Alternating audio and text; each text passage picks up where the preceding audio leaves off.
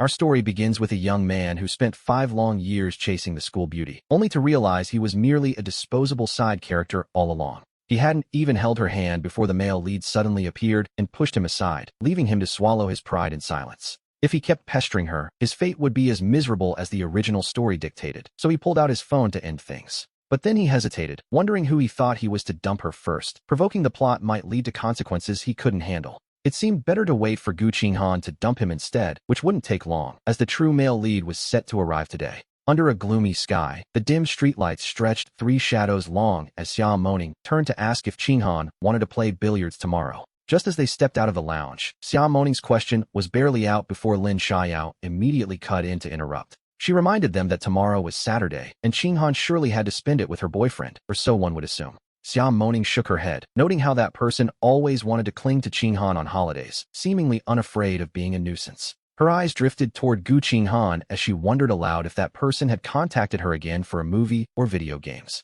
Gu Qinghan walked with long, lazy strides, giving Xia Moning a brief, indifferent glance that suggested she wasn't in the mood. She casually replied that he hadn't, prompting Xia Moning to wonder if he was trying some new tactic to get her attention. Xia Moning turned to Lin Xiao to see if she could guess the reason, but Xiao ignored her, noticing Qinghan's foul mood. When asked if she was free on Saturday, Gu Qinghan only let out a low, non-committal grunt, finally causing Xia Moning to fall silent. Still, she muttered in disbelief that he actually hadn't asked her out, while Lin Xiao exchanged a knowing look with her. Xiao suggested that he was probably just busy, so they might as well enjoy the new lounge and the dessert shop across the street. Gu Qinghan remained silent, which the others took as a silent agreement as the group left the alley and went their separate ways. Returning home to her villa, Gu Qinghan didn't even need to look to know the house was empty, save for the occasional cleaning lady. Without a word, she went to her bedroom and leaned against the bed, her elbows on her knees as she stared intensely at her phone. Normally, Mu Chun would have bombarded her with long paragraphs by now, but today, there was nothing but silence.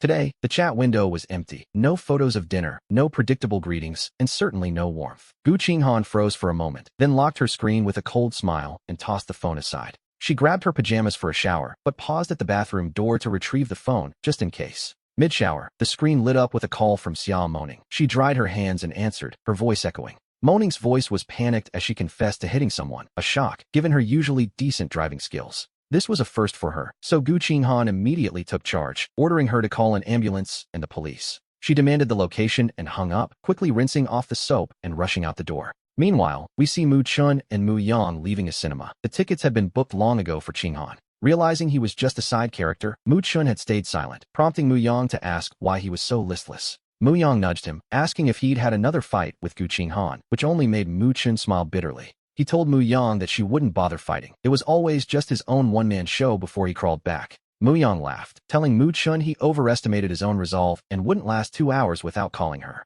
Mu Chun thanked him for the vote of confidence, noting that this movie had indeed been intended for her. He nodded with a wry smile, remarking that the more you chase someone, the less they value you.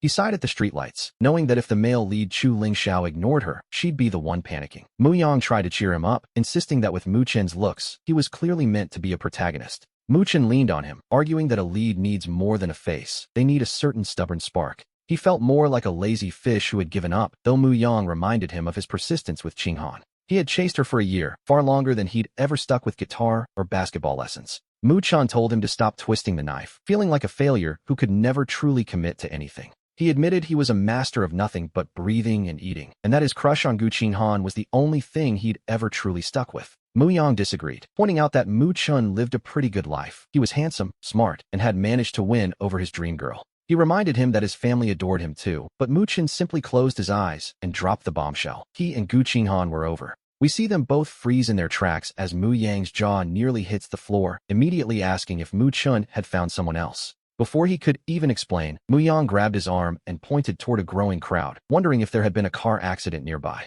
Mu Chun looked over, his gaze cutting through the crowd to find a cool motorcycle flipped on the ground, and there, Chu Lingxiao made his grand entrance. Chu Lingxiao was the son of Feng Muning's ex-husband, and he had intentionally crashed into Xia Moning's car just to get back at her. This accident was the catalyst that would tie his fate to Gu Qinghan's, ensuring they would cross paths everywhere from now on. In less than 30 days, Gu Qinghan would find Mu Chun an eyesore and toss him aside. Meanwhile, Mu Yang finally processed the breakup news. While Mu Chen's mind raced through the plot, the world assumed he'd only been obsessed for a year, but in reality, he had loved her in secret for 3. Those 4 years had consumed his entire youth, and deep down, he knew it wasn't a matter of him leaving her. She was destined to abandon him. He looked up just as Gu Qinghan, dressed all in black, stepped out of her car with an effortless, cold grace. As if pulled by an invisible thread, she raised her eyes and looked precisely toward the opposite side of the road, where the dim streetlights flickered. He stood there motionless as she frowned slightly, glancing at Mu Yang. She found him familiar, but couldn't quite place his name. She dismissed him as just another one of Mu Chen's friends, her gaze falling to the ground where Mu Chen's shadow stretched out long and lonely. Xia Moning rushed over in a panic and pulled Gu Qinghan away, while Mu Yang nudged Mu Chen, asking what kind of game they were playing. Mu Chen leaned in to watch the bustling crowd, but Gu Qinghan had already vanished from sight in the blink of an eye. He repeated that things were over between them, and he simply wanted to avoid an awkward encounter, pulling Mu Yang away to make a quick exit. Mu Yang tried to hold him back, but Mu Chen's heart skipped a beat the moment he pulled out his phone and saw the screen. Gu Qinghan had actually sent him a message, and despite the breakup, her contact name was still saved simply as Qinghan. Mu Chen quickly pushed Mu Yang aside, realizing he hadn't changed the contact name yet. He remembered how he'd once snatched her phone to force that nickname in. Looking back, he felt it was quite shameless. He unlocked the screen to find a 2-word message popping up in the chat. Wait for me. He wondered why she was asking him to wait when they were supposed to be over, and he couldn't help but roll his eyes at the irony. Even though he hadn't said it explicitly, the message was clear. He tapped out a quick reply, sent it, and immediately exited the interface. He deleted the affectionate nickname and changed it back to her full name, Gu Qinghan, before unpinning her and moving her to his regular contacts. Mu Yang patted him on the back, asking if he was truly serious this time, before swallowing the rest of his words in surprise. He assured him the next one would be better, just as we shift to the hospital corridor, where the air is thick with the scent of disinfectant. Gu Qinghan and Xia Moning stood side by side. Xia Moning's parents were away, and she hadn't dared tell her grandmother about the accident. Fortunately, Chu Lingxiao only had minor scratches, though the doctor insisted on observation. Meanwhile, the boy quietly studied Gu Qinghan. He noticed a cold, military-like aura around her and asked if she was a student too, while Xia Moning looked on with a face full of guilt. She apologized profusely, promising to cover all medical expenses and asking if he had any other requests. Chu Lingxiao finally looked away. He simply asked how long he would have to stay in the hospital, his voice trailing off. Ever since they arrived, he had been staring at his screen as if waiting for a message. Xia Moning pulled out her phone and made a suggestion. She suggested calling his parents since she couldn't afford much as a student, but Chu Lingxiao lowered his head and told her to just leave. Xia Moning looked at the boy on the bed, the harsh white light hitting his face and making him look incredibly fragile. Her guilt deepened as she offered to contact his family again, only for him to coldly reply that his father had been gone for a long time. Xia Moning stood there with her mouth half open, knowing all too well the pain of being alone, and she put her phone away, feeling lost. Gu Qinghan looked up for the first time, but before she could even see Chu Lingxiao's face clearly, her own phone screen lit up. She quickly looked down to read the message. It's late, I'm heading out. She opened the reply box, her fingers hovering over the keyboard. She found herself unable to type a single word, while Xia Moning worriedly asked if there was anyone else in his family, like his grandfather. Ling Xiao answered casually, noting that it wouldn't be right to disturb an elderly person so late. Meanwhile, Xia Moning frustratedly tugged at her hair. She felt she definitely hadn't checked the almanac today. Her own father was currently lying in a ward upstairs, so she couldn't rely on him either. As Gu Qinghan's gaze swept over them again, Chu Lingxiao looked her in the eye and stated he didn't need money, only for them to care for him daily. Xia Moning waved her hands frantically, insisting that since she was the one who hit him, Sister Qinghan shouldn't be involved in this mess.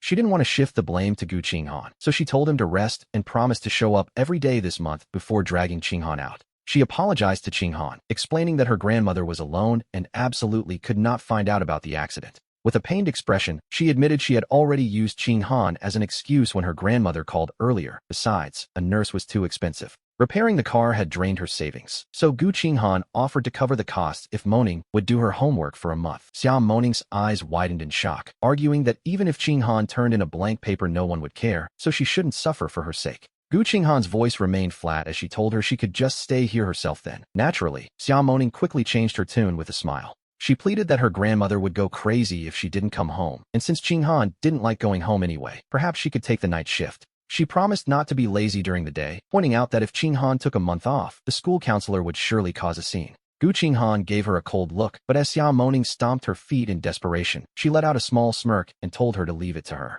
She admitted she didn't want to go to school and deal with people's attitudes anyway. As Xia Moning continued to hesitate, Gu Qinghan gave her a shove. She told her to get lost and go home before the old lady got worried, reminding her that no one at school cared whether she showed up or not. Xia Moning realized she was right. The counselor knew the Gu family's situation was special, and she called Qinghan her true sister in gratitude. Gu Qinghan simply rolled her eyes and told her to stay out of trouble. Meanwhile, Chu Lingxiao waited a long time for the ward door to open. When Gu Qinghan finally walked in, a faint smile touched her lips. It seemed her plan had finally succeeded. Chu Lingxiao asked if they had reached an agreement, and Gu Qinghan gave a slight nod before sitting down to look at her phone. He glanced at her, noting that she was just as she had been when they first met, completely indifferent to everything around her. We see that Fong Moning is trying to win her over, but if he stays with Gu Qinghan, could Moning ever hope to enter the Gu family? Would her father even tolerate it? Is this how you take care of people? Chu Lingxiao asked softly, his gaze drifting toward the window. To be honest, he seemed more curious than upset. Gu Qinghan didn't even look up as she replied that she had called a nurse who would arrive shortly to look after him. After all, she had a plan.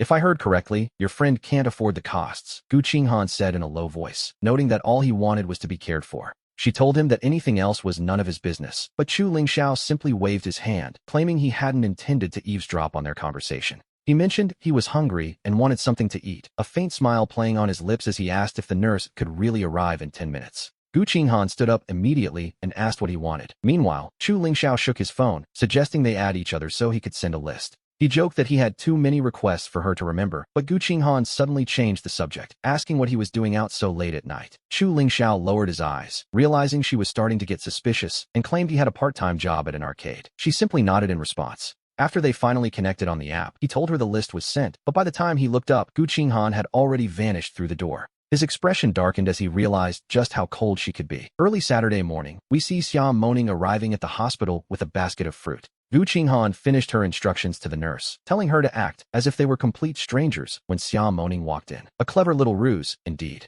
Xia Moning hurried over and handed breakfast to Gu Qinghan, thanking her for the hard work and insisting she go home to get some well-deserved rest. She offered to take over the daytime shift since it was the weekend, but when Gu Qinghan didn't react, she asked if something was wrong. Gu Qinghan finally closed her phone, stopping herself from staring at the chat window, and told her friend that everything was perfectly fine before leaving. Her mind was unusually sharp despite the fact that she hadn't slept at all, and surprisingly, it wasn't because of Chu Lingxiao's accident. The nurse had actually arrived hours ago, and Gu Qinghan had spent the night in a nearby hotel, tossing and turning on the large bed, unable to find peace. Her eyes kept drifting back to her phone as she wondered what was happening to her. After all, she had never made demands of him before last night. She realized that while she usually followed his lead, this time she had flatly refused him, and more importantly, she hadn't sent a good-night message. Gu Qinghan was certain of one thing. Ever since the day they connected, they had exchanged good-night wishes every single evening without fail. He used to send those messages with little hearts, but last night was the very first time he hadn't sent one. Suddenly, Lin Xiao called him.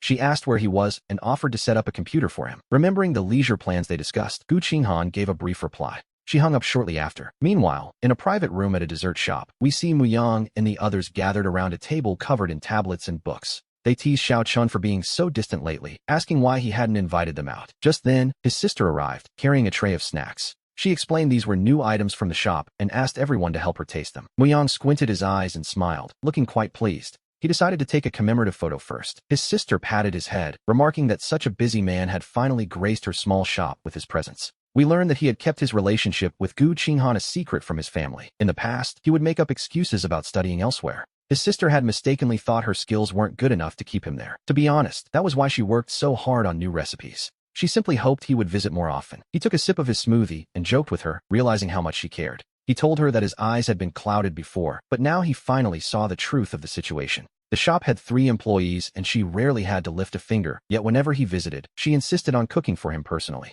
She gave a playful sigh, remarking that free family treats could never compete with what's outside, before turning to give him serious instructions. She told them she was going to the back to work on her sketches and that they could order whatever they liked on her tab. He nodded obediently. He promised he understood. But the moment his sister turned away, Muyang nudged him hard, pointing toward the window at a familiar figure. He asked if that person outside was Gu Qinghan. As soon as she appeared, everyone who had been buried in their snacks suddenly looked up. They all craned their necks to get a look. Since they were all classmates in high school, Gu Qinghan had always been a legendary figure to them. Not only did they recognize her, but they were well aware of the relationship. Xiao Shuya asked why he wasn't with her today. As she questioned him, Shen Qingchuan nudged her, lowering his voice to remind her not to be a killjoy during their rare hangout. He argued that being in love shouldn't mean forgetting one's friends. Shen Qingchuan, with his messy hair, looked like a very bright and cheerful person. Since they lived in the same building of the same complex and shared a class, it was only natural that they had become best friends. We learned that Xiao Shuyue was the neighbor's child, often supervising his studies during school breaks. Meanwhile, Lin Zixian and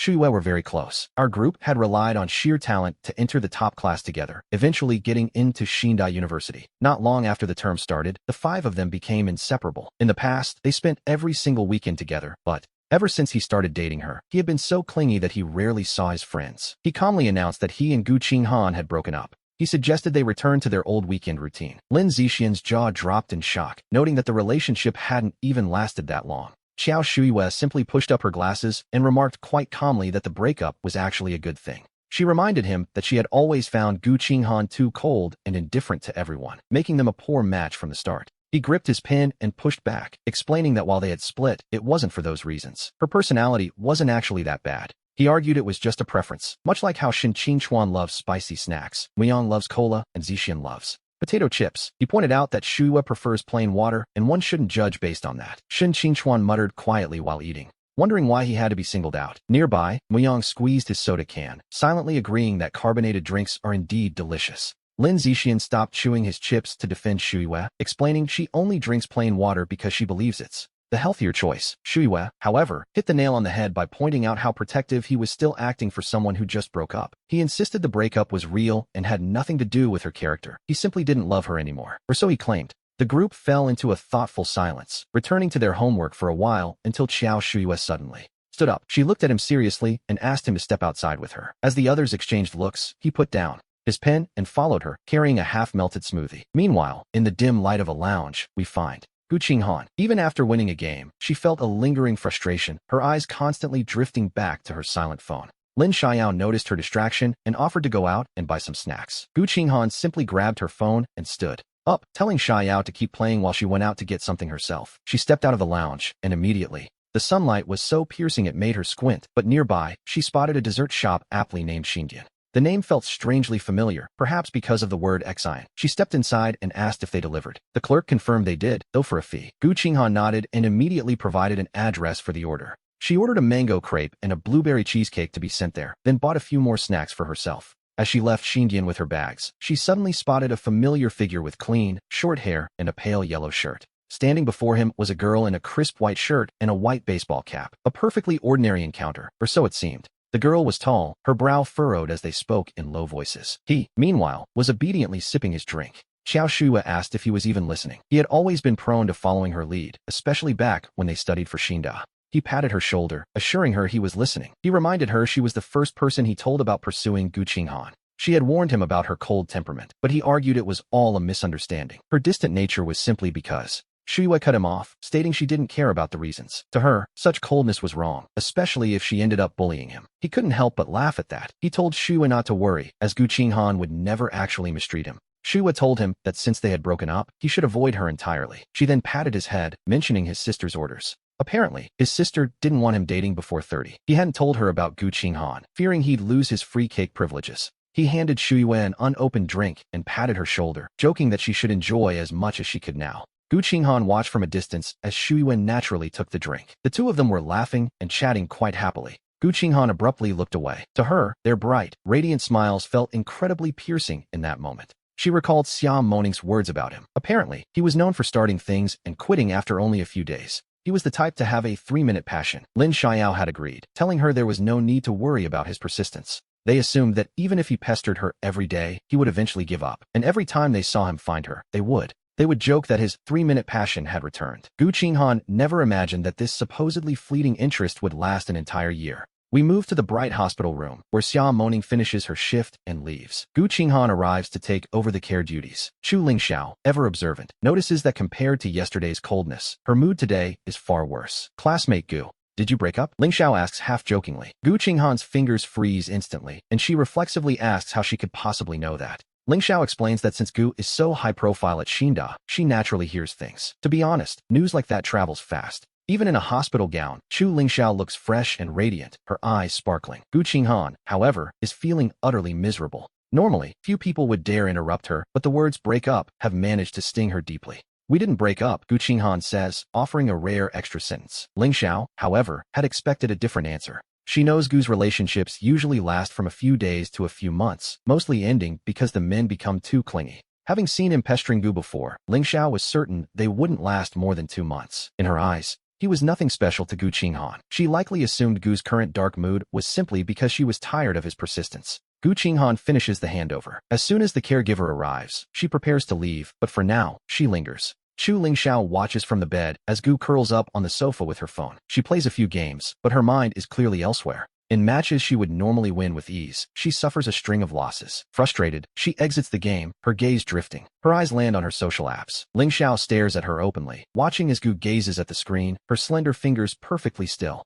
She doesn't move for a long time. Are you feeling bored right now? Ling Xiao's voice suddenly breaks the silence of the room. Gu Qinghan's fingertips tremble, accidentally opening an app. Her long eyelashes flutter as she looks up to glance at the other girl. It's hard to tell if she's annoyed by the interruption or simply unwilling to face the empty chat box on her screen. I play the games you like, too. Want to team up? Ling Xiao asks with a warm smile, waving her own phone playfully. But Gu Qinghan can only see the image of him laughing with someone else outside the shop. Her chest feels heavy, and her mood darkens further. Go find a match on your own, she responds coldly. Chu Ling Xiao freezes for a moment, not quite understanding where she could have possibly offended her. Instead of showing embarrassment, she playfully teases, "Classmate Gu, I'm truly curious how someone with your personality ever found a boyfriend." Before Gu Qinghan can respond, the caregiver pushes the door open and enters. Ling Xiao watches as Gu Qinghan, seemingly unwilling to stay a second longer, grabs her phone and strides out. Gu Qinghan is quite tall, standing beside her. The caregiver barely reaches her shoulder. Ling Xiao thinks to herself that while Gu Qinghan is still a stranger to her, she has a whole month. Once the breakup happens, her opportunity will naturally arrive. We return to the hotel across the street, where Gu Qinghan stands alone by the bright window. She opens their chat box, her fingers tapping rapidly on the screen. She first types, "Are you angry?" but quickly deletes it. She can't understand what she did to upset him. Next, she types, "Why didn't you say goodnight to me?" but deletes that too after a moment's thought. She worries about appearing too desperate. Finally, she types, "What are you doing?" but before she can hit delete, she simply locks the screen. She tosses the phone onto the large bed and heads into the bathroom with her pajamas. Meanwhile, after a long day, he finishes washing up and lies in bed, hoping for an early night. However, seeing his battery is still full, his sleepiness vanishes. Since it's the holidays and there are no classes tomorrow, he figures playing for a bit longer won't hurt. He unplugs the charger and opens his social apps. After a casual browse, he sees people joking in group chats, but his pinned contact, Gu Qinghan, remains silent. By mistake, he taps into their chat and accidentally sends a sleeping moon emoji. By the time he realizes what happened, the message can no longer be retracted. He frustratedly buries his head in the pillow, searching online if there's any way to force a recall. Naturally, he finds nothing. At that moment, Gu Qinghan emerges from the bathroom, a white towel around her neck and her skin glowing pink. She habitually picks up her phone, and with one casual glance at the screen, she freezes instantly in place. To be honest, she wasn't expecting this. A water droplet falls onto her eyelash, snapping her back to reality. She bites her lip, her eyes curving slightly. She grips the phone with both hands and lowers her head in deep thought for a long time, yet she still hasn't sent a reply. The neighborhood where he lives is lush with greenery, and outside the window, dense branches sway as the night insects begin their chorus. Listening to the rhythmic sounds of the night, his heart finally begins to steady. He pulls the blanket off his head and reaches up to touch his forehead. It is covered in a fine layer of sweat. He picks up his phone to lower the air conditioning temperature, and just at that moment, the device suddenly vibrates. It is a message from Gu Qinghan. He swallows hard, his pulse quickening instinctively. Deep down, he is genuinely astonished. She usually ignores him completely, yet today she has actually replied. He suppresses his inner turmoil and opens their chat, only to find 3 simple words, "I will." He shakes his head helplessly, realizing that even when she replies, it is nothing more than a perfunctory gesture. To avoid any future embarrassment, he makes a decisive choice and deletes her from his contacts. Since she never initiates a conversation anyway, he assumes she will never even notice. After deleting her, he simply plugs in his charging cable and drifts off into a deep sleep. Meanwhile, on the other side of the city, Gu Qinghan stands alone on her balcony, letting the cool night breeze brush past her as she waits expectantly for his reply. Suddenly, her phone pings with a notification. It is Xia moaning, asking the group if anyone is free to hang out tomorrow. Gu Qinghan stares at the message, and her mind begins to wander, recalling how he used to follow her around every weekend. He hadn't asked her out on Saturday. Perhaps he was with friends, but what about Sunday? Gu Qinghan hesitates to reply, watching the time on her screen tick slowly toward the early hours of the morning. She takes a deep breath of the cold air, grips her phone tightly, and walks back to her room with stiff, uncertain steps. When Sunday finally arrives, he spends the day eating and laughing with friends, even catching a movie, completely putting Gu Qinghan out of his mind. He returns to his room at 10 sharp and finds a video sent by Shun Qingchuan featuring the film's lead actress.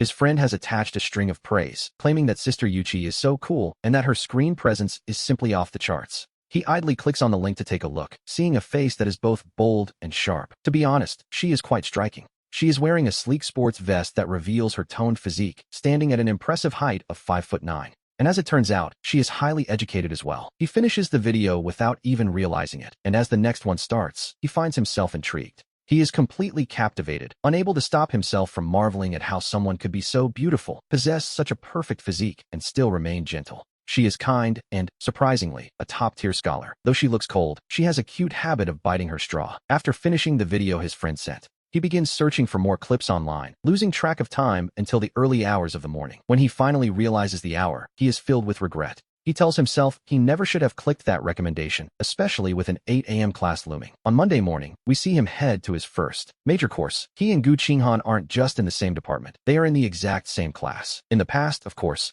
he would have waited for her at the door, following her wherever she chose to sit. But today is different, and he feels a strange sense of relief. He naturally takes a seat with his friends, flanked by Qiao Shuiwei and Lin Zixian. Looking from his left to his right, he feels a sudden wave of nostalgia. He can't help but remark on how lucky they are that all 5 of them chose the same major. To be honest, it makes him feel quite fortunate. As Muyang opens his textbook, he laughs and begins to tease him. He jokes at the way he's talking. It sounds like the 4 of them are secretly in love with him. He tells him to stop being so vain, as it's likely just a lucky coincidence. Shen Qingchuan raises a hand to clarify that he is only here because he genuinely loves physics. He curls his lip in a playful pout and turns his gaze toward Qiao Shuiwei. She looks up and calmly reminds him that her physics grades have been the best since she was a child. He then looks over at Lin Zixian, who is busy chewing on a piece of bread. She mumbles that her father forced her into this, so it has nothing to do with him. Muyang pats him on the arm and winks repeatedly, claiming that he is the only one who chose this major specifically for his sake. He laughs and shuts that idea down immediately, noting that Muyang actually chose it for his goddess. Since middle school, Muyang has been a devoted fan. He chose the physics department just to be at the same school as his idol. Unfortunately, just as he got accepted, the goddess announced her retirement from the industry. Muyang loudly protests, claiming that scummy woman is no longer his goddess. He insists his new goddess is Yuqi, the one he mentioned in their group chat yesterday. As soon as those words leave his mouth, the other 4 turn to look at him in unison. Lin Zixian points at the 3 boys and asks whose reputation they are trashing in their secret group. Qiao Shuiwei gently places a hand on hers, telling her not to be so childish, as they certainly weren't saying anything bad. He laughs and assures the 2 girls that they definitely weren't saying anything bad, while Qiao Shuiwei simply turns to him with an indifferent look. She tells him it's fine and that they already knew, noting that Zixian is just looking for trouble. He shrugs nonchalantly and smiles. He playfully massages her shoulders with his fists, thanking the boss for letting him off the hook. They sit near the front, completely unaware of the situation. In the back row, several pairs of eyes are fixed on them. Xia Moning whispers to Gu Qinghan, pointing out that he didn't even bring breakfast today. Xia Moning stares at the seats ahead, failing to notice that Gu Qinghan's expression is growing increasingly dark. He didn't even wait at the door. Instead, he went straight to sit with others. Xia Moning points toward Qiao Shuiwei, noting there is another girl sitting to his right as well. Actually, there are 2 girls. Lin Xiao coughs awkwardly, and seeing Gu Qinghan's poor mood, she quickly tries to offer an explanation for him. She points out that there are boys on his left too, and since they are all close friends, it's perfectly normal for them to sit together. But Xia Moning persists, telling her to look at how he's laughing. She claims she's never seen him act this way toward Gu Qinghan. His eyes are squinting from smiling so hard, his teeth are showing, and he's even patting that girl's shoulder. To be honest, she's being quite dramatic. Xia Moning continues relentlessly. Lin Xiao lowers her head in frustration, silently watching her friend act completely unreasonable. After all, he wasn't even patting her shoulder, he was clearly just massaging it. Besides, things are different now. One acts differently with a girlfriend. A person has to be more reserved around a partner. Xia Moning pats Gu Qinghan's shoulder and suggests she should send him a message. She urges her to ask him what's going on. In the past, regardless of the time, he would always bring her breakfast every single day. Whenever they had a major class together, he would always sit with her. Gu Qinghan slowly raises her eyes, her gaze turning icy. She stares coldly at Xia Moning and asks if she can please just shut her mouth. Xia Moning takes one look at her and quickly falls silent.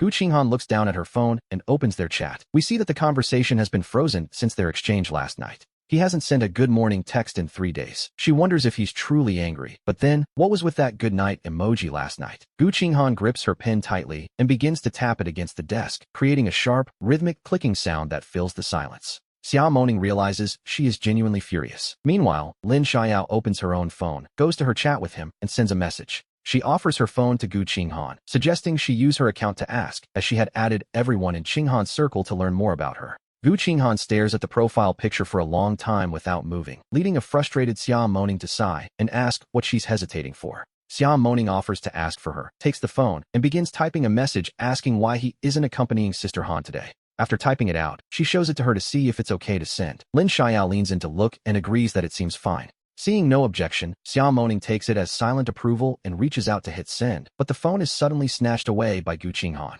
Xiao Moning sees the new words typed out. How have you been lately? Before she can stop her, Gu Qinghan has already sent the message. Lin Xiao is completely stunned and can't help but complain in a low voice that this is going to get her in trouble. She worries about the implications of using her account to ask such a personal question. It's a bit awkward, to say the least. While Mu Chun is focused on the lecture, his phone suddenly vibrates. He glances under the desk and is surprised to see a message from Lin Xiao. She hasn't messaged him in forever, and as he reads it, he feels a bit dazed. He wonders why she is suddenly showing concern for him. Qiao Shua looks down at him as he mentions the message. Mu Yang leans over gossipingly, remembering she is one of Gu Qinghan's friends. He wonders why she'd message out of the blue. Upon hearing Qinghan's name, Xiao Shuyue simply pushes the textbook toward Mu Chun. She signals him to focus on the lecture. Having been under her academic supervision for years, he is quite used to her bossy nature. He sends a casual, "It's nothing," and turns off his phone. The moment the reply is sent, Xiao Moning, who was watching closely, notices. She sees Qiao Shiyue's intervention and frowns, wondering what that girl's problem is and why she's getting involved in their business.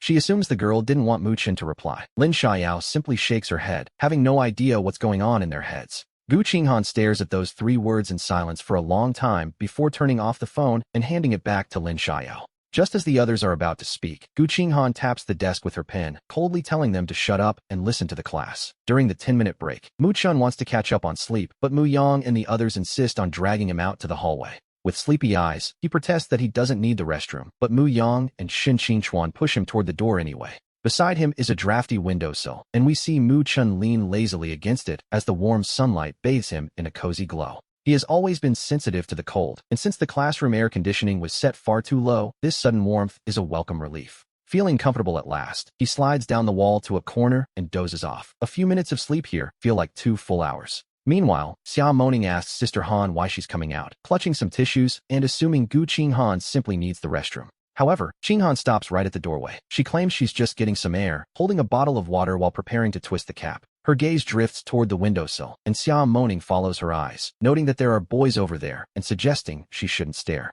She reminds her that class starts in 3 minutes, but before the words even finish leaving her mouth, Xiao Moning has already hurried off. Gu Qinghan strides over to Mu Chun, casting a large shadow over him. He senses someone there, assuming it's just Mu Yang and the others lingering. He rubs his eyes and stands up, feeling utterly exhausted after staying up until 3 in the morning watching videos. To be honest, he's barely awake. As he stands there rubbing his eyes, he realizes the person in front of him is quite tall and slender. The figure is wearing a black short-sleeved t-shirt, and even before lowering his hands, he knows this isn't Mu Yang or Qin Chuan. He instinctively moves to the side, and just as he does, he notices the bottle of water in her hand. In the past, he would have started nagging her like an old woman, warning her that drinking ice water is bad for her stomach and health. Instead, Gu Qinghan gently offers him a tissue. He doesn't react at first, but touching his forehead, he realizes he's broken into a sweat. He takes the tissue to wipe his brow just as Qinghan begins to speak, but seeing Mu Yang and the others emerge, he immediately waves them over. He shouts to let them know he's there. Gu Qinghan watches him closely, knowing full well that he saw the ice water in her hand.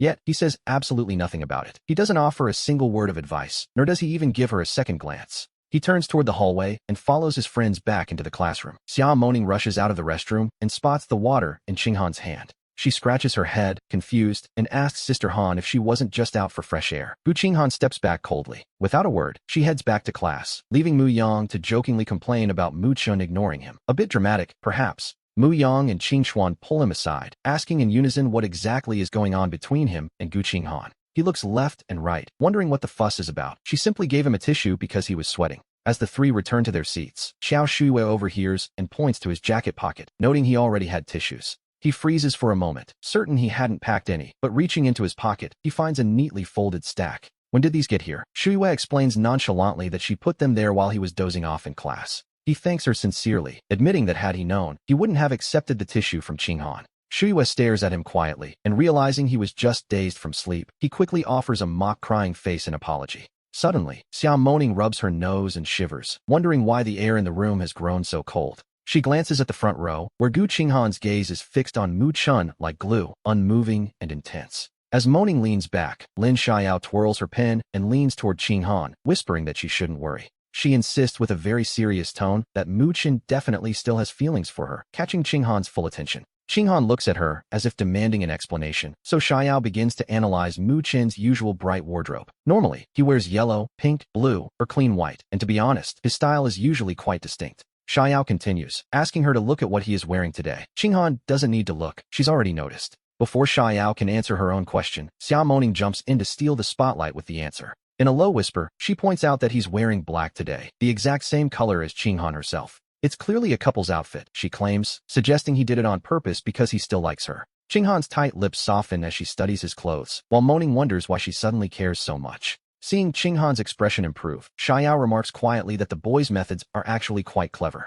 Moning asks what she means, and Xiao explains that he's likely using the cold shoulder to make her want him more. We see that Xiao Moning's mind is usually occupied only by games, studying, or sleeping, leaving no room for complicated schemes. After a brief exclamation, she falls silent, while Gu Qinghan takes out her phone and opens a browser to search for a specific name. She types in Bo Yusin. Meanwhile, Moning, busy copying notes from the blackboard, notices her friend's focus and curiously leans in. Moning asks when she became a fan of celebrities, wondering why she's suddenly interested in a female star like Bo Yusin. Qinghan simply switches off her screen and removes her pen cap, preparing to work as her gaze returns to her textbook. She asks Moning if she happens to know who the girl is. Moning explains that she has tens of millions of fans, and seeing her in person is impossible because she's always surrounded by screaming crowds. Qinghan's pen pauses for a brief moment, but she says nothing in response to the news. She gives a quiet, indifferent hum and buries her head back in her problems, only for Moning to realize how far ahead she's gotten. Moning jokingly begs her to leave some hope for the struggling students, noting that being smarter is one thing, but being more hardworking is unfair.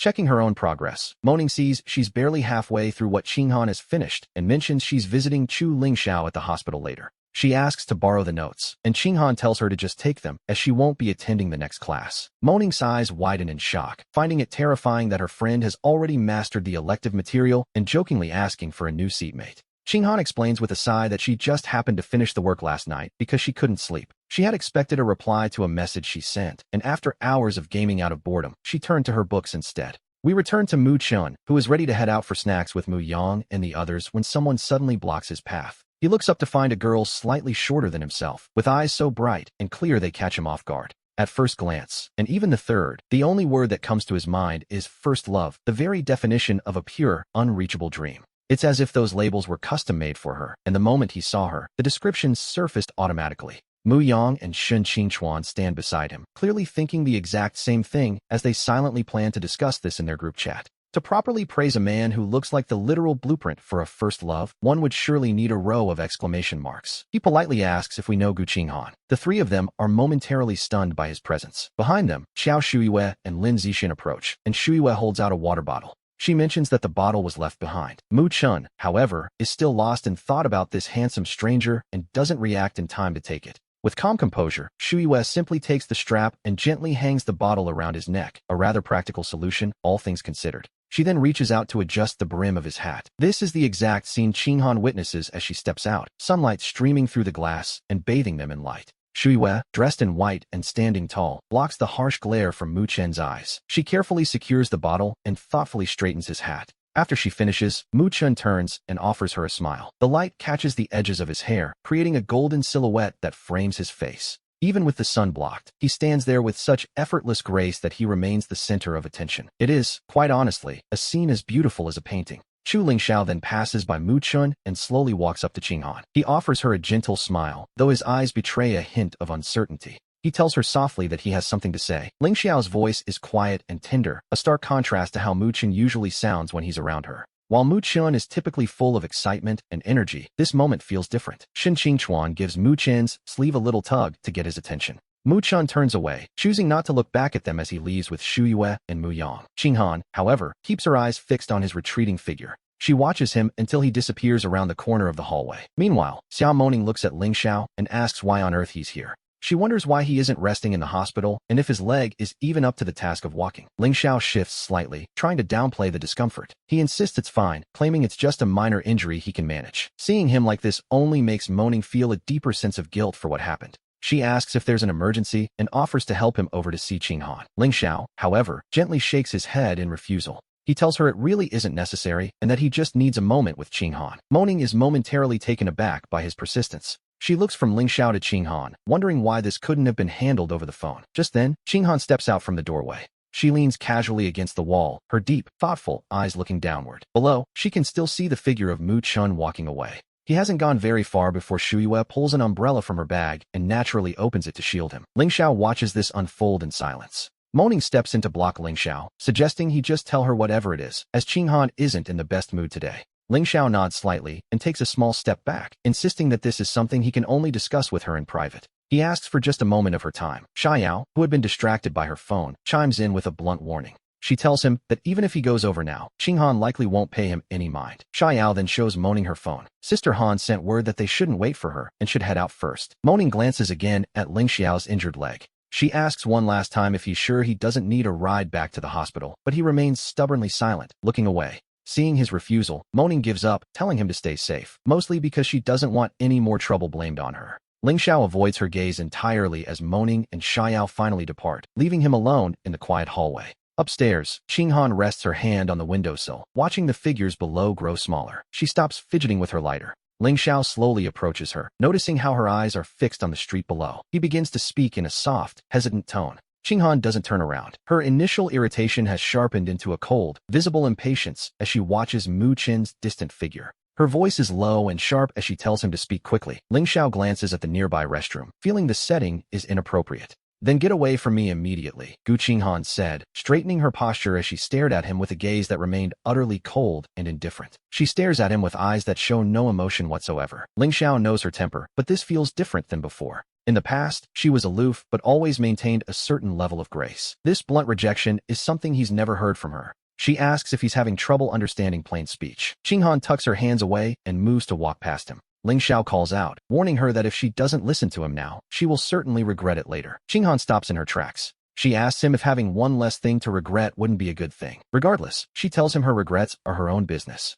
Without another glance at Ling Xiao, she heads straight for the stairs. Ling Xiao stands there, watching her retreating back. She wasn't glued to her phone today, which ironically allowed him to see her cold nature even more clearly. A productive trip, in a way. We see that this woman is truly anything but easy to handle. For several days now, Ling Xiao hasn't sent Gu Qinghan a single message. Until the next school break arrives, he shoulders his backpack, planning to head home. But the moment he pulls open the door to his rental, he sees her. Gu Qinghan is standing in the hallway, her tall figure blocking out the light as she idly plays with a coin. He wonders how she even found him. He had mentioned the location of his rental to her once, but he never imagined she would actually remember it. After all, she usually ignores such trivial details. Mu Chun, she says, straightening her posture. She looks down at him, noting his clean shirt and the quiet change in his demeanor. He looks quite refreshed today, with his hair neatly trimmed. Her gaze slowly travels upward, taking him in with a lingering curiosity. His wrists are bare, free of any accessories. He isn't even wearing the watch she once gave him. Please move, I'm going home, he says coldly. Ling Xiao speaks with a flat tone, but since Gu Qinghan is blocking the entire doorway, there is simply no way for him to step out. Are you sure you want to be like this? She asks, finally stepping back 2 paces to clear the walkway. He frowns slightly, feeling the tension. He wants to tell her not to think so highly of herself, but then he notices a bag in her other hand. The words slip out before he can stop them. He asks when she started liking sweets. Gu Qinghan tilts her head to glance out the window, instinctively pulling the bag slightly behind her back. Occasionally, I like a change of pace, she replies. He says nothing, knowing full well that Gu Qinghan never buys desserts for herself. Then it hits him. She's with her white moonlight now. Buying sweets for a guy is perfectly normal for her. Whatever, he mutters, adjusting his bag. He pulls his backpack strap tight and slams the door shut behind him. He glances at his keychain, which features a Patrick Star charm. He had given her the matching SpongeBob one, but he's never seen her wear it. Regardless, the keychain isn't the problem right now. He realizes with a start that he left his water bottle on the table. He glances at Gu Qinghan, who is standing right there beside him. Her eyes are fixed on her phone screen with that same old air of indifference. To be honest, he really doesn't want to deal with her right now. He decides the water bottle isn't worth the trouble and turns to head downstairs. Gu Qinghan follows closely behind him as they descend. Their movements are strangely synchronized. Gu Qinghan casually checks a location sent by Xia Moaning on her phone. Moaning is inviting her to play ball again. She follows behind him with her long strides, looking as though she isn't in any hurry at all. Her long legs carry her much faster than him, and she casually replies to group messages as they walk. Once downstairs, he heads straight to a small shop. He immediately buys a brand new keychain, this time choosing Crayon Shinchan, and swaps it onto his keys right then and there. Gu Qinghan watches him, seeing that he doesn't hesitate for a single second before tossing the old Patrick Star charm into the trash bin. It had been sitting at home gathering dust anyway. After fixing his keys, he looks around and realizes that Gu Qinghan is no longer standing there. Seeing him throw away their matching keychain should have made his feelings perfectly clear. Gu Qinghan isn't the type to look back, anyway. From now on, their lives will likely never intersect again. He takes a deep breath of the fresh air, feeling a sense of relief. He heads back upstairs to grab his forgotten water bottle before finally starting his journey home. Later, sitting quietly on the subway, he checks his phone. He sees a message from his mother explaining that she has a night shift, and since his father is away on business, the house will be empty. She asks if he'd like to stay at his grandmother's instead. Not wanting to be alone, he simply replies with a yes and settles in for the ride. His grandmother lives just 2 stops further away. In her old apartment building, there are only 2 units per floor, and Xiao Shuiwa lives right across the hall. The moment he opens his grandmother's door, he sees Shuiwa walking out with a fruit platter. For a second, he wonders if he's walked into the wrong house. He asks what she's doing there, but his grandmother, having received his message earlier, isn't surprised to see him at all. Her wrinkled face lights up. She greets him warmly, calling him Chun-chun, and tells him to come in and rest for a while. To be honest, she looks absolutely delighted to see him. She tells him that dinner will be ready soon. Shuiwa sets the fruit platter on the table and watches him walk in with his backpack. She casually picks up a piece of mango and holds it to his lips, explaining she just came over to visit his grandmother. It's a cozy, domestic scene. He takes a large bite of the mango as he sets his bag down. Shuiwa takes his empty water bottle and turns to refill it with warm water for him. His grandmother mentions that while he's been away, young Shuiwa has been the one keeping her company. It seems they've become quite close. He playfully pinches his grandmother's cheek, asking if Shuiwa looks after her just as well as he does. Then, his expression softens with concern. He asks why she seems to have lost weight, though she tries to deny it. He turns to Shuiwa, asking her to confirm if their grandmother looks thinner. The warmth inside the house drowns out the sound of traffic on the road outside. Meanwhile, Gu Qinghan sits in the back of a car with her eyes closed. She is still clutching that dessert bag in her hand. In the driver's seat, Uncle Lee glances at the rearview mirror, hesitating for a long time before finally speaking. He tells her that since he watched her grow up, he must warn her, when she returns home this time, she absolutely shouldn't argue with her father, President Gu. Things aren't like they used to be, he reminds her. Uncle Lee wants to say that times have changed, especially now that the house has a new mistress. If Fang Muning were to have another child, her father might stop caring about a daughter like Gu Qinghan, who seems to cause nothing but trouble. But seeing Gu Qinghan's exhausted expression as she keeps her eyes closed, he simply can't bring himself to finish those harsh words. If that woman really gets pregnant, her father will just find another young replacement soon enough, Gu Qinghan remarks with a cold, indifferent sneer. We learn that back when her mother was pregnant with her, her father was already brazenly keeping mistresses on the side. It's a pattern, really. Growing up, she saw her father cycle through one lover after another, never going more than 2 months without someone new. To be honest, it's quite pathetic. Muning thinks she's special just because she moved into the Gu house, but who knows when her father will find someone else. Gu Qinghan enters the house, dessert in hand. She lowers her head to change her shoes at the entrance when a man's voice, thick with suppressed rage, demands to know if she finally remembered she had a home. Gu Qinghan acts as if she hasn't heard a single word. Her father glares at his only daughter, who spends all her time at clubs and racetracks. She doesn't even look like a proper student, only showing up to school when the mood strikes her, which, as it turns out, isn't very often. Sometimes she disappears for months, and last time, she even made the news for illegal street racing, which completely humiliated him as a father. Thinking of these frustrating matters, her father's chest tightens with anger. He grabs a flower arrangement from the table and hurls it toward Gu Qinghan. Gu Qinghan doesn't even flinch. Her deep black eyes stare coldly at her father, letting the thorny roses strike her right across the cheek. The thorns instantly leave a small, thin cut on her pale, delicate skin. Against her complexion, that tiny wound looks startlingly vivid. Gu Qinghan doesn't even blink. She casts a faint, indifferent glance at the petals scattered on the floor. Meanwhile, Fang Muning stands up from the sofa. She watches her carefully arranged flowers being smashed to pieces. Her father slams his hand on the table, demanding to know why the thorns weren't trimmed. Fang Muning hadn't expected to be caught in the crossfire. She quickly promises to remember to trim them next time, urging him not to lose his temper. She hurriedly stands up and calls for the servants to come and clean up the mess. While the flowers are being cleared away, Fang Muning gently pats President Gu's back, softly soothing him by suggesting that Qinghan surely has her own reasons. He scoffs, retorting that the child is simply too young to have any legitimate reasons. But as we know, she is already in university.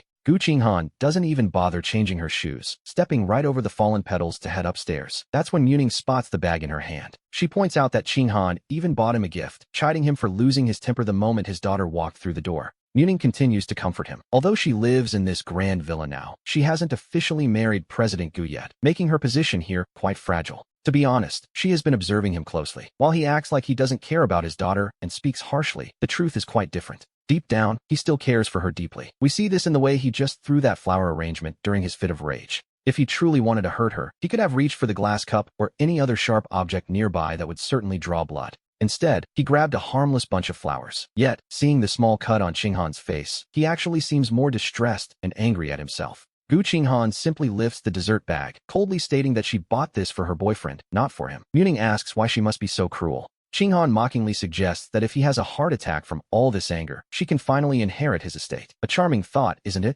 President Gu, who had just begun to calm down, is now trembling with rage at such rebellious words. His face muscles twitch with pure fury. He screams at her to get out. Muning quickly grabs his wrist, looking frantic as she tries to play the peacemaker in this family drama. She reminds Qinghan that she is his only daughter and asks how she could possibly speak to her own father in such a disrespectful way. She urges the girl to apologize immediately. Gu Qinghan stops mid-step on the stairs, her silhouette frozen against the backdrop of the grand hallway. She slowly turns her head, a mocking, cynical smile playing on her lips as she looks down at the couple. It is a look of pure disdain. The red mark from the thorns near her eye only adds a touch of wild, rebellious energy to her gaze. She asks Muning who she thinks she is. She tells her to worry about the man she stole, noting that his latest scandals are still trending on the news. This, naturally, hits a nerve. President Gu bolts upright from the sofa, violently shoving Muning's hand aside as he storms toward his daughter at the base of the stairs. The two stand nearly eye to eye. Having spent years fighting his way through the business world, the father has always maintained a commanding presence.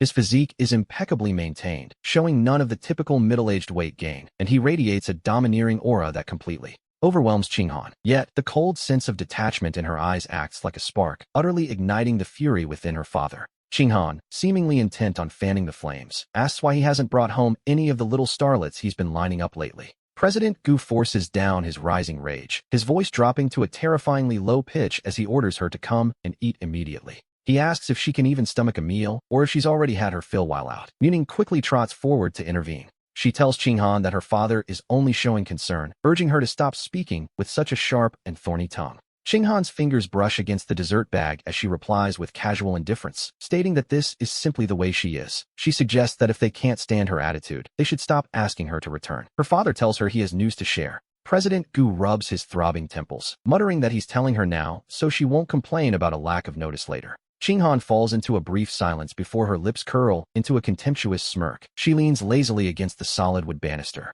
raising an eyebrow as a signal for him to get on with it. Seeing the tension, Muning steps between the father and daughter. She announces that she and her father are planning to officially register their marriage. Qinghan asks if they expect a blessing from an outsider. Suddenly, Qinghan feels a wave of nausea churning in her stomach. That familiar, suffocating feeling of disgust has become quite common lately. Clutching her chest, she walks quickly toward the front door, but her father's harsh voice stops her in her tracks once more. He informs her that from now on, during every school break, Muning's son will be coming over to stay at the villa. He demands that she adjust her attitude and be polite. But by the time he finishes speaking, Qinghan has already vanished. She rushes outside the villa and leans over a roadside bin, retching painfully, though she finds she has nothing left to throw up. Weakly, she sinks onto a nearby stone bench. Her phone screen lights up the darkness with a message from her father. She immediately darkens the screen, not even bothering to glance at the text. To be honest, her father's behavior always makes her skin crawl. It leaves her feeling as though she herself has been tainted by his mess. She has always been one to follow her own heart.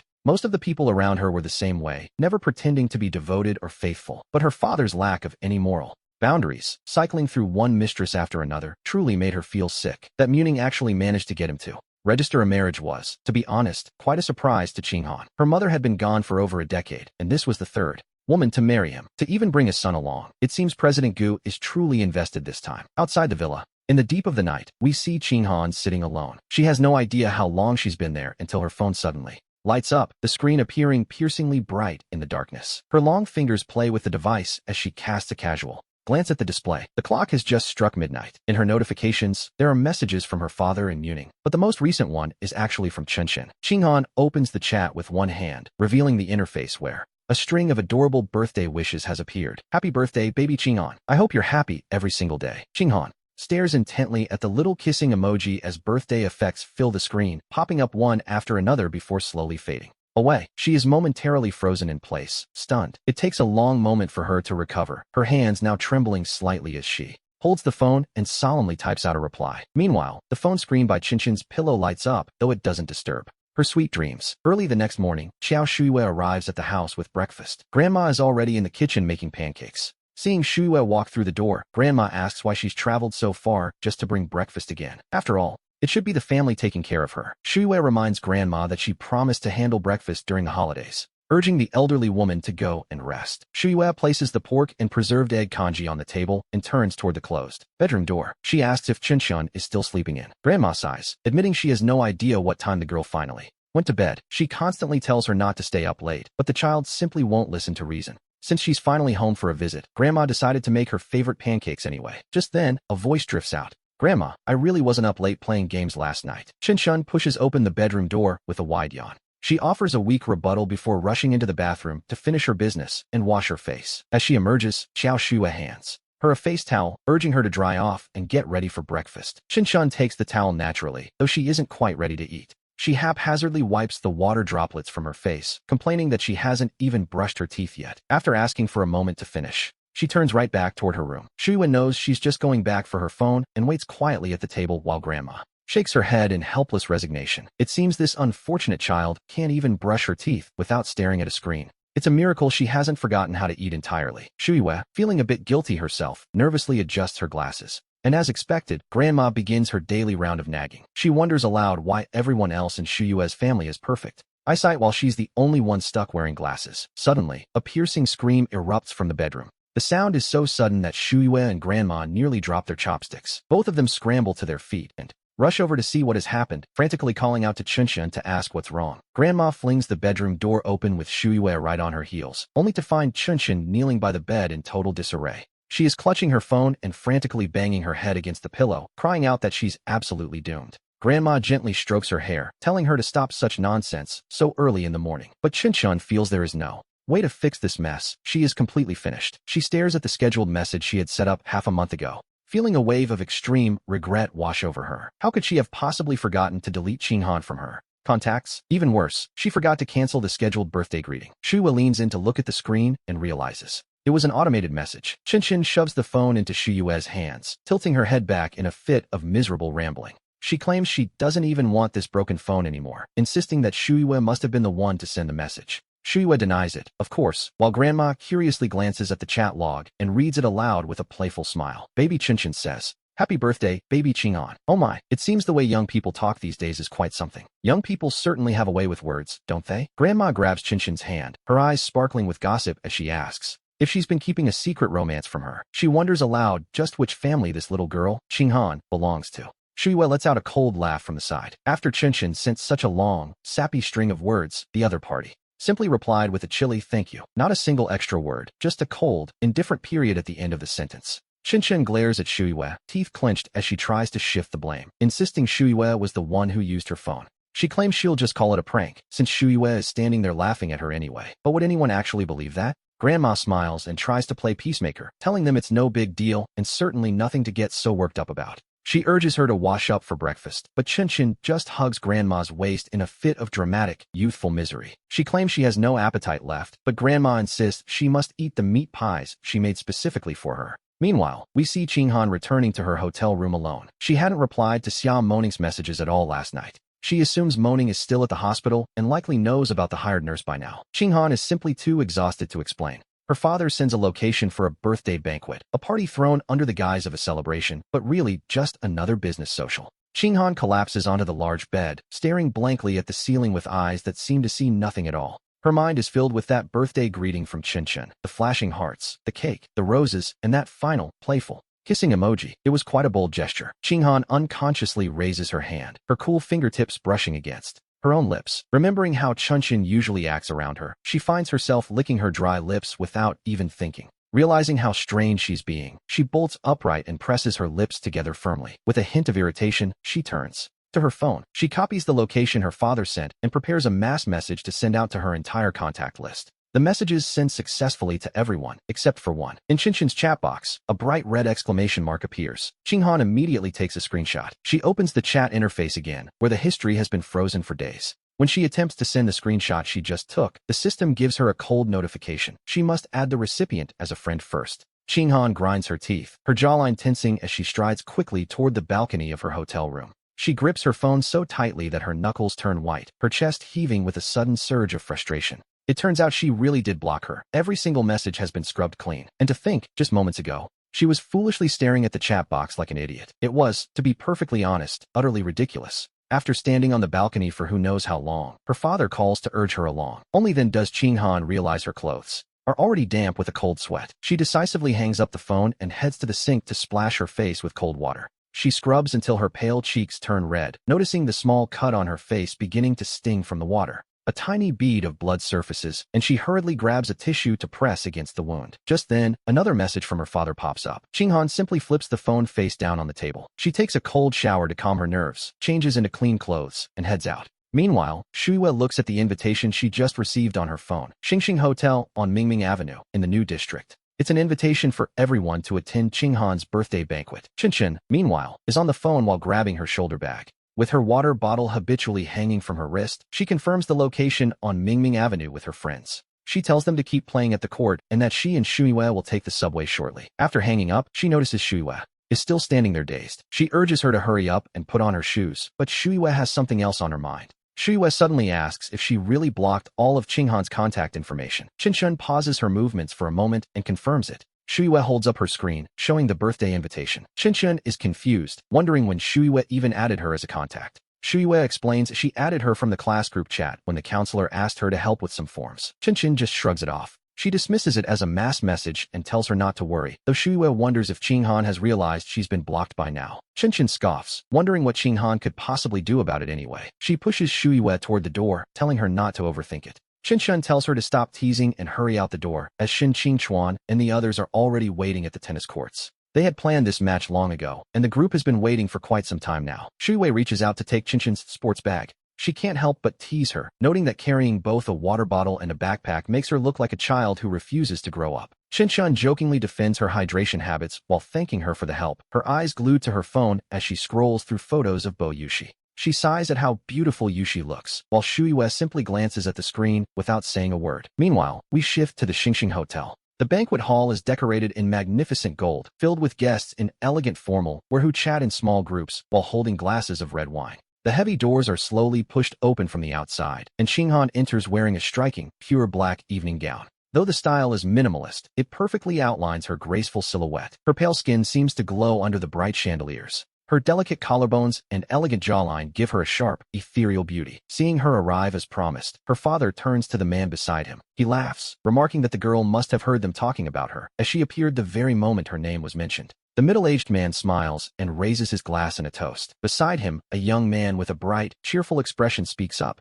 He asks his father for permission to go talk to Ching-han, and the man nods with an indulgent, doting look in his eyes. The two families are perfectly matched in status. A friendship or even a marriage alliance would be immensely beneficial for both their businesses. Ching-han's father watches the young man run toward his daughter and sighs with a smile, noting how the youth always find a common language. The young man, Zhang Yusin, calls out her name in a clear, bright voice as he approaches her with light, energetic steps. Ching-han looks up with an indifferent gaze, her voice flat as she acknowledges him. Yusin stands before her, looking quite well-mannered. Her long, slightly curled hair rests on her shoulders, and her long lashes cast shadows as she looks down, her dark eyes reflecting a cold distance. She possesses a tall, striking figure and a unique aura that others simply cannot replicate, a mixture of elegance and icy detachment. Ching-han scans the room with a cold, disinterested look before casually picking up a glass of champagne from a waiter's tray. She attempts to walk past Yusin to head deeper into the hall, but he suddenly finds the courage to reach out and catch her by the arm. Yusin tells her that his father specifically asked him to keep her company, so there's no need to join the elders. Ching-han stops in her tracks and turns around. She quietly pulls her arm away from his grasp, her voice carrying a hint of cold confusion as she asks him what exactly they would be doing. Yusin's ears turn a slight shade of red as he nods eagerly, reminding her of how they used to play together all the time when they were children. He suggests that once this boring banquet ends, they should head to his father's new tennis court. Ching-han simply notes that courts are always too crowded. She flatly refuses to go, taking a large gulp of champagne before walking over to a sofa in the corner of the room to sit down. She carelessly sets her half-finished glass on the table. Yusin insists it's his family's private facility and offers to call and clear the court immediately. Ching-han doesn't even look up at him, her attention entirely focused on her phone screen, where Xia Moning is frantically messaging her. Moning is demanding to know why she was suddenly invited to a birthday banquet. Ching-han types back with one hand, telling her friend not to bother coming. She describes the place as being filled with nothing but hypocrites and show-offs. Moning, for her part, can only reply with a long string of ellipses. Ching-han's gaze involuntarily drifts back to a blocked chat window, where a red exclamation mark remains, an eyesore she can't seem to ignore. She glances up at Yusin with a lazy, indifferent expression and asks him where exactly this tennis court of his is located. Yusin instantly straightens his back with a bright, triumphant smile, offering to drive her there right this second. He promises to have the manager clear the court, noting it's very close by and they'll only need to wait 10 minutes in the lounge. Qinghan gives a slight, almost imperceptible nod. She picks up her glass, finishes the wine in one go, and stands up to leave. She heads straight for the exit with a delighted Yusin hurrying to keep up, seeing them leave together so soon. Qinghan's father looks on with approval. He says nothing, satisfied with the progress. As soon as Qinghan opens the car door and sits inside, Yusin follows her into the back seat. At that exact moment, a message from her father arrives on her phone, reminding her to spend more time with Yusin and get along well. An inexplicable wave of irritation washes over Qinghan, feeling like a sharp thorn stuck in her chest. To be honest, she wasn't even in the mood for tennis. She had no idea why she had even agreed to go. She tells herself it's just mood-shun. Deleting a friend is no big deal, right? Qinghan tries to soothe her own frustration with these thoughts, while Yusin sits beside her, completely unaware of her inner turmoil. Yusin quietly turns his head to look at Qinghan, noticing her leaning back against the leather seat with eyes that seem hollow and lost. When they arrive at the parking lot outside the tennis court, Yusin considerately steps out first to open a massive sun umbrella. Qinghan gives the umbrella a faint glance, and then looks at the court entrance just a few steps away. Suddenly, a memory begins to surface.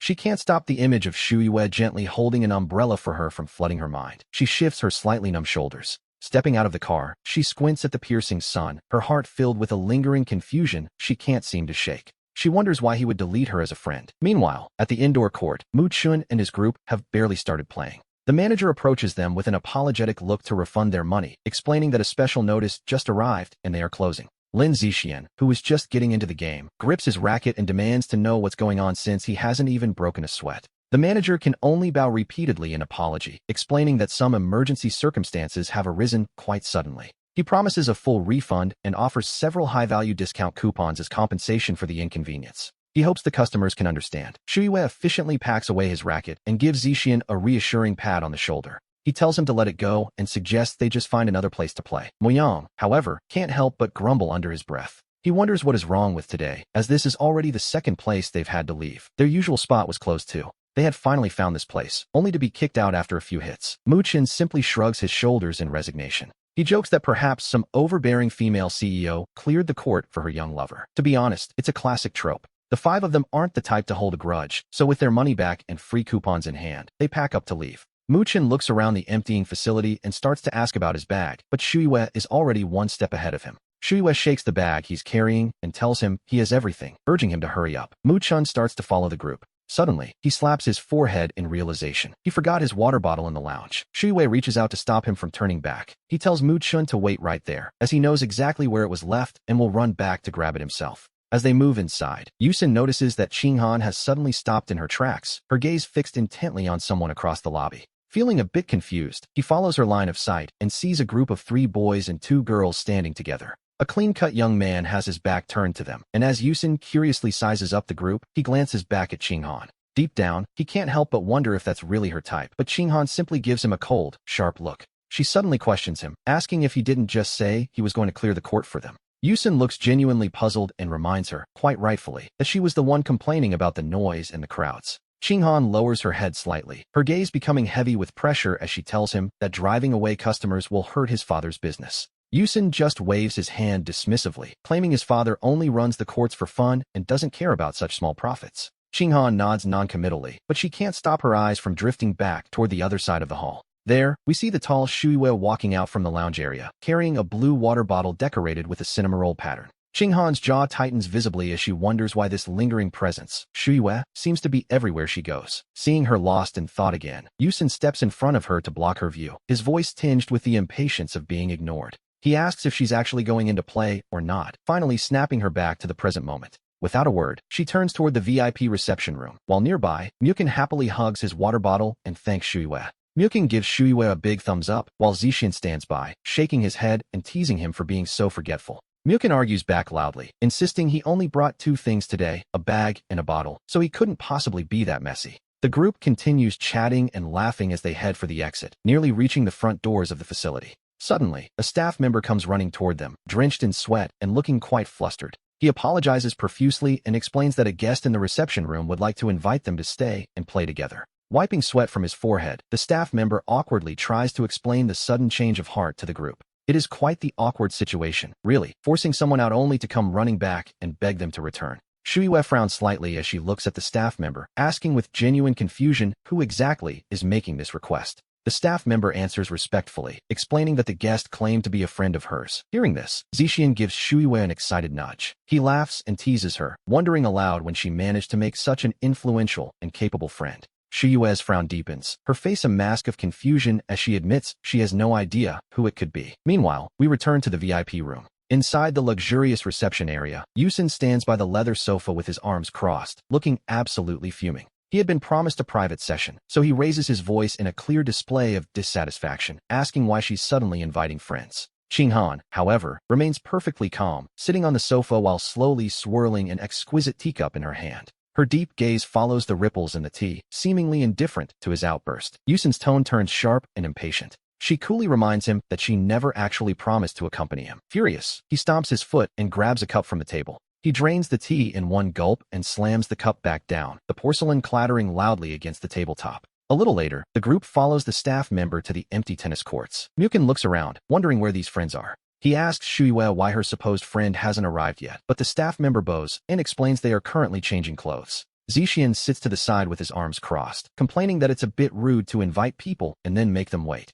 Mukin takes a sip of water while keeping his eyes glued to the entrance, dying to know who this mysterious friend of Shuiwe's is. Just then, Qingchuan nudges him, his voice filled with surprise as he asks if that person walking toward them is Qinghan. Mukin follows his gaze, and with just one look, he's certain. It is indeed Qinghan, dressed in sleek black sportswear. A handsome young man follows closely behind her, their matching styles giving off the distinct impression of a couple's outfit. As Qinghan walks straight toward him, Mukin notices a small bandage on the corner of her eye. To be honest, he wonders what could have happened. Shuiwe takes a protective step forward, blocking Qinghan's gaze as Zixian looks on, sensing the sudden shift in the air. Zixian stands to the side and demands to know if she's the one who called them, but as Qinghan tries to catch a glimpse of Mukin, the other two quickly block her view. A faint, mocking smile plays on her lips as she asks if they didn't want to play tennis. Shuiwe's gaze remains cold as she accuses her of impersonating a friend. She asks if this isn't going a bit too far, but Qinghan only offers a cynical smirk. To be honest, it wasn't just going too far, it was downright shameless. Mukin tugs gently on the corner of Shuiwe's sleeve, suggesting they just leave. Qinghan's eyes turn like ice, fixated on his hand gripping the fabric.